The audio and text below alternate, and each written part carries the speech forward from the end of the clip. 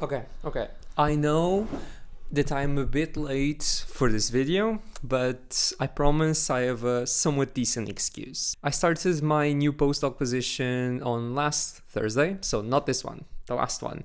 So that means I've been at work for around 1 week and 2 days. Obviously, the first couple of days were very much about getting to know everyone and the facilities of where I'm going to work. So let's count that I've had 1 full week of work so far. And perhaps even more important and exciting is I submitted my thesis yesterday, my PhD thesis, and not to my supervisors, but actual submission to the university. It's funny because half of it feels like a huge relief, like a huge weight has been taken off my back. And the other part of me feels like it was a much smaller feeling of accomplishment than I was expecting. I was expecting to click that submission button and just feeling awe that, oh my God, it's not done, but close to done. But no, it was very relaxed. I actually did it right at the end of Friday, so I was still at the office. So I submitted, I told everyone around the office, like the people I work with, that, hey, I have just submitted my PhD thesis. Everyone gave me congratulations. It was cute, to be honest. And then I came home and I didn't have to write. It's obviously not finished. I still need to defend this thesis in my Viva, and then I need to do the, hopefully, small corrections I get asked for. But it's nice to know that I am one step closer to finishing this degree. And also, both of my supervisors have read my thesis before I submitted. In fact, I only submitted it because they said it was in a good state and they gave me the green light. So hopefully it won't cause me much trouble going forward. I genuinely have mixed feelings about it because I really don't want to say it was easy because it wasn't. This thesis, I've been building up this thesis from the very start of my PhD. It's a compilation of all the papers that I have built over these 4 years. But I found that this last stage of putting everything together with connective tissue and doing a big lit review, it was not as hard or perhaps not as intimidating as I thought it would be. I did one pass at it, I wrote what I needed to write, I sent it to my supervisors, they gave me feedback, I addressed the feedback, sent it over, and that was pretty much it, apart from tiny comments on table sizes. Honestly, it gave me a little confidence boost that perhaps I'm not as bad of a writer as I thought I was. Regarding my first week at this postdoc, I have to say, I am so happy about this job. The first couple of days I actually worked from home because my desk at the university didn't have anything, like not even an extra screen. And I'm like, well, if I'm going to be coding, please give me a screen. And well, we ordered a couple of screens. So the first couple of days I was waiting for them to arrive, and then they arrived. From Wednesday onwards, I actually went every day to the office, and it was lovely. I got to set up my desk exactly how I like it. My colleagues, co-workers are all lovely to work with and talk to. And I think I've hit the supervisor lottery again because my postdoc supervisor is really nice too, as I've been alluring to all these past couple of videos. I actually got given the option to work more from home and less at the office, but I chose to specifically go in as much as I can. I have been working remotely for the whole of my PhD, and I really want to make some connections and some friendships down here in Southampton, so I'm trying to push myself out of my comfort zone and going to the office at least 4 days a week, stay for the whole 7 hours, bring some lunch with me, and just be able to connect with people. My working hours are quite flexible, but I'm doing my best to keep to a somewhat decent schedule, like getting in at 9 and leaving at 4 or 5. Part of me was actually really scared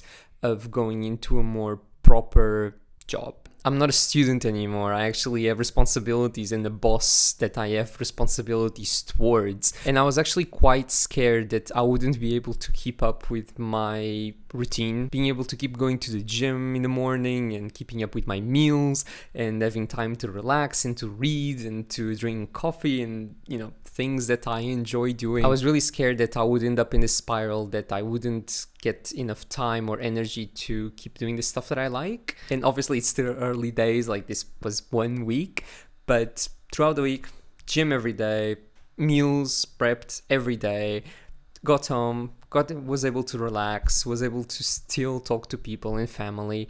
Like, I feel like it gets to the end of the workday and I have the decision. Do I want to work on some research projects that I have, or do I want to just take it chill, read a book, wind down for the day because it was very exhausting or whatever, and I don't have to feel guilty about it anymore. And I cannot tell you how less stressful that feels than that feeling that I have to be constantly reading and constantly writing and constantly looking for new research.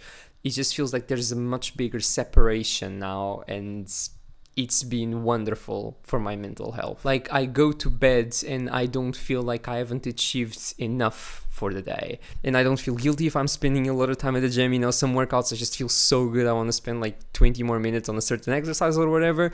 As long as I get to work on time and when I'm there, I produce my best work, I just don't feel guilty anymore. And I don't know, it's been very liberating. I don't want to say that my life as a student was bad. It was not. I achieved a lot. I think I grew a lot as a person. But this division of work and rest and hobbies, just this 1 week has made such a difference that I am actually quite excited to see how it goes moving forward. We'll keep you updated on the state of the PhD. In fact, whenever I get my certification, I want to make a video that's just going to be titled, nothing else, just Dr. Bruno. I feel like it's been such a long time coming. The start of this channel was in 2020 when I was about to start my PhD. 4 years later now, I just want to be able to say, hey, I did it. I didn't give up.